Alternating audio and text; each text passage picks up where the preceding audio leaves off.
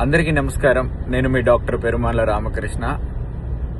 ఒక టీచర్ని పిల్లలు చంపేయడం చాలా బాధాకరం.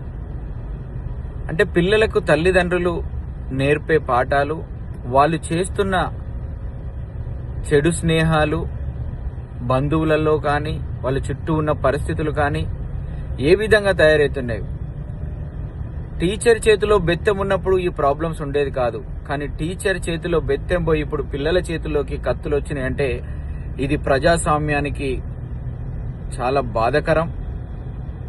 ఈ ప్రజాస్వామ్యాన్ని కాపాడాల్సిన బాధ్యత ఖచ్చితంగా మనం అందరిపైన ఉంది. ఇది ఇలాగే కొనసాగితే భవిష్యత్తులో పిల్లలు చదువుకు దూరమై చెడు వ్యసనాలకు దగ్గరవుతారు. భారతదేశ భవితవ్యం యువతనే.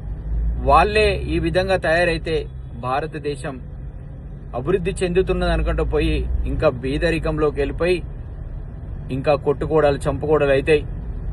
ఇప్పటికీ కూడా గురువు ఎవ్వరు కనిపించినా, ఒక్కరోజు చదువు చెప్పిన గురువు కనిపించినా వాళ్ళకి నమస్కారం చేసి ఆశీర్వాదిస్తుకునే సంస్కృతి మన భారతదేశంలో ఉంది. దీన్ని కఠినంగా అమలు చేయాలి. మళ్ళీ టీచర్ చేతికి బెత్తం ఇయ్యాలి. పిల్లలను దండిస్తేనే పిల్లలు బాగుపడే అవకాశం ఉంటుంది. కాబట్టి తల్లిదండ్రులారా, మీరు కూడా మీ పిల్లలకి మంచిగా కౌన్సిలింగ్ ఇచ్చి, టీచర్లు ఏమన్నా అంటే కూడా వాళ్ళని ఏమనకుండా టీచర్లను గౌరవించాల్సిన బాధ్యత, అవసరము మన పిల్లలకు, మన తల్లిదండ్రులకు కూడా ప్రతి ఒక్కరి మీద ఉంది. భారతదేశం భవితవ్యం బాగుండాలంటే టీచర్ బాగుండాలి. టీచరే మనకు భారతదేశానికి వెన్నెముక. కాబట్టి అందరూ ఆలోచించాలి భారతదేశ ప్రజలారని అందరికీ విన్నవించుకుంటున్నాను.